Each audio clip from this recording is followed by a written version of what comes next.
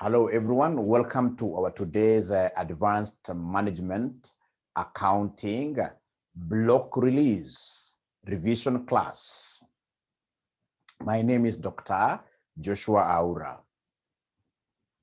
So today I would want us to look at the performance measures.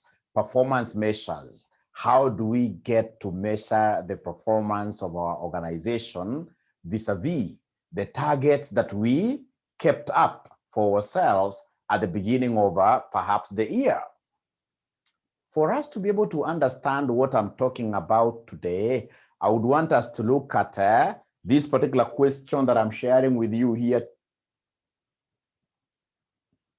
of November, or not November, but May 2018, question number 5A. May 2018, question number 5A. So this is coming right away from our revision kits, RCM's revision kits.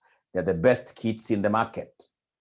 So we are told here that ACE Limited has two divisions, namely B and C, each under a new divisional manager. The two divisions plan to acquire some investments in the month of August 2018. The cost of capital for both divisions is 13%. The current return on investment of each division is 15%. The division's planned investments have the following features. So you can see the capital required for investment for B is 800,000, for C is 400,000. So you've been given the revenues, we've been given the net profit margin, which is very important there. So for each of the two divisions, compute number one, return on investment is a key performance metric. And then number two, they want us to give them the residual income. So ladies and gentlemen, this is a straightforward question. For us to be able to address this, we'll need some formulas. We know that this return on investment is also known as a return on capital employed. Return on capital employed, which is our ROCE. Return on capital employed, which is our ROCE.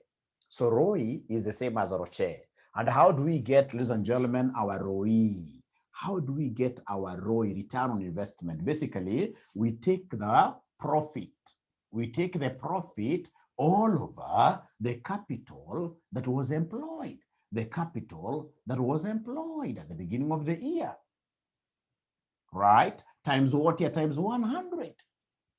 So ladies and gentlemen, if you look at this question keenly, the tricky thing here really was what here? The tricky thing here was that fact that the examiner never gave us profit. Instead of giving us profit, he gave us the net profit margin. He gave us the net profit margin. So out of net profit margin, how will I be able to get the profit of these divisions? Fortunately, ladies and gentlemen, you and I know that the net profit margin is the same as profit over sales. Anytime they want me to give them net profit margin,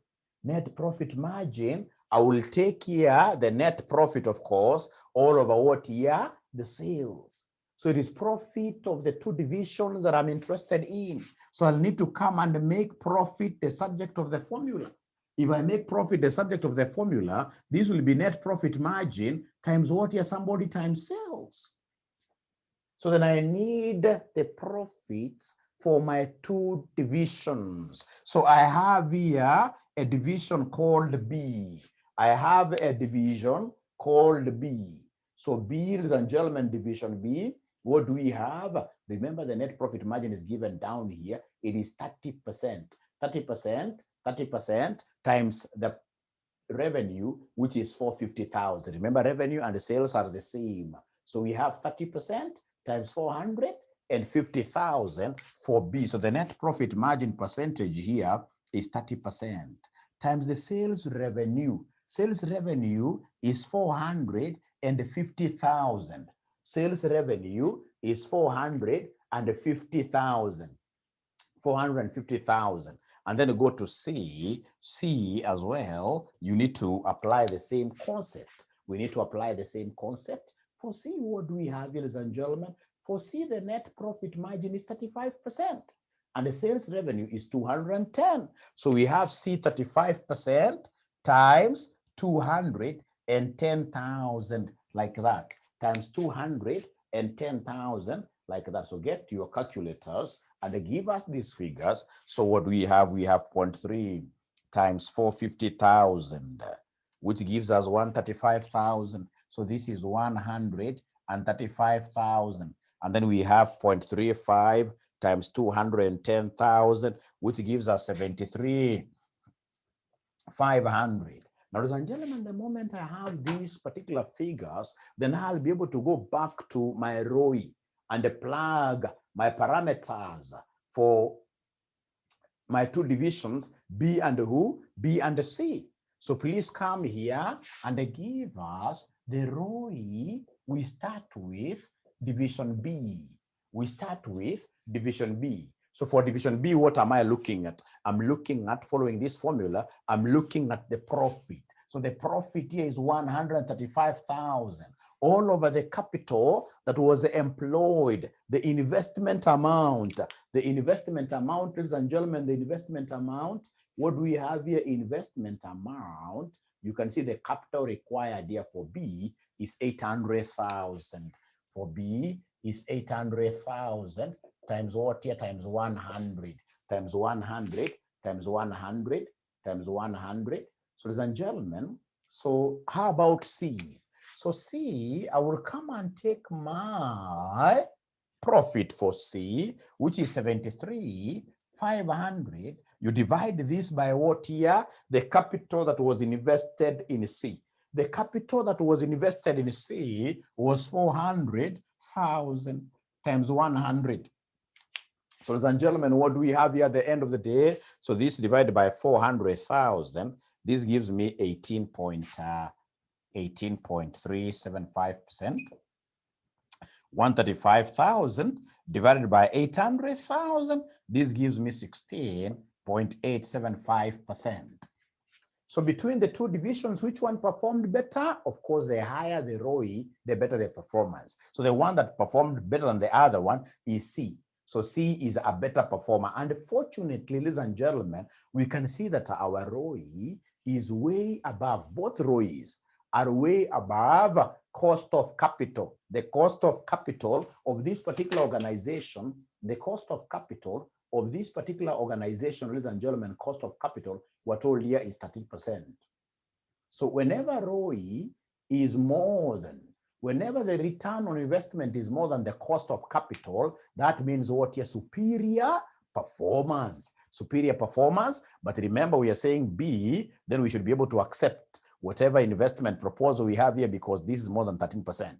Also, this is more than 13%. But overall, between the two divisions, it is C that performed better on the basis of what here? On the basis of ROI. On the basis of ROI. Then, ladies and gentlemen, please come and look at this other part where they need us to give them, residual income, where they want us to give them the residual income. So how do we get residual income? This is quite easy. Residual income, we look at the profit. We look at the profit, ladies and gentlemen. Don't forget that we are giving you this particular lessons here from RCM Online College, and this is our number. So please get to call us for what here? For such great video tutorials,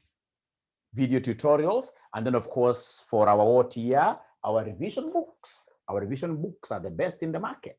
Revision books, and of course what here? Study materials, and of course study materials. So residual income, how do we get residual income? To get residual income, that I will be abbreviating as RI, normally what we do, we take the profit minus Coca-Cola. We take the profit minus Coca. So this Coca stands for what, my greatest students? This stands for cost of capital, done what here? Cost of capital employed. This stands for cost of capital that was done what year? That was employed. Cost of capital that was employed. Very important for us to be able to appreciate this. Very important for us to be able to appreciate this. So then what I would want us to do is to get the residual income for my two divisions. We start with B. So B, do we know the profit of B? Yes. B, we know the profit here is 135,000 of 135,000 minus the cost of capital. Remember, our capital here was 13. Cost of capital was 13%. But now it's going to be 13% of what? It's going to be 13% of the investment amount. It's going to be 13% of what here? Of the capital that was employed in the division. The capital that we employed in this division, if your memory serves you very well, the capital that was employed in this division was 800,000. Was 800,000. How about C? C, ladies and gentlemen, here we are. Our profit for C is 73,500 minus the cost of capital is 13%. But remember, it is 13% of the capital that was employed. 13% of the capital that was employed. And the capital that was employed in C division was 400,000. So please come and give us these figures. Give us the figures. Give us the figures. So what do we have? Somebody here, we have 135,000 minus 0.13 times 800,000, which at the end of the day gives us 31,000. This gives us 31,000. And then we have 73,500 minus 0.13 times 400,000, which at the end of the day gives us 21,500. Like, ladies and gentlemen, for residual income, the higher the residual income, the better the performance. So in terms of residual income, it is B, which posted what here? Superior performance. In terms of acceptability of projects, we only accept projects which have a positive residual income. So both of them are positives. So it means that both projects are what here? Are great. Are great. We should accept them on the basis of positivity in terms of residual income. So ladies and gentlemen, we have come to the end of this particular what year. We've come to the end of this particular session. We've come to the end of this particular session. Please don't forget to give us a call for great content, video content, video tutorials of CPA, and of course what here? Our revision books and the study texts, which are available out there at a very reasonable price. Give us a call today.